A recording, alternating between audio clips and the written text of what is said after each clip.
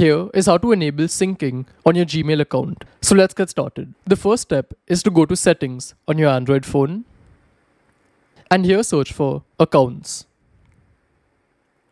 You'll find this option called manage accounts. If you have a Samsung phone, it will look like this, or if you have another Android phone, you will find a similar option. So select it, click on manage accounts, and here you'll see all of the accounts on your device. So let's say I want to enable Gmail sync for this email ID. I'll just click on it and then click on sync account. And here you can see all the different Google apps like Google Docs, Google Tasks, etc.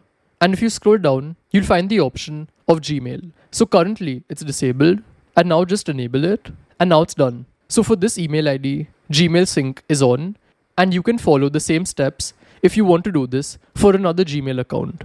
So just go back, select the Gmail account, and do the same thing. So this is how it works, and I'll see you in the next one. Goodbye.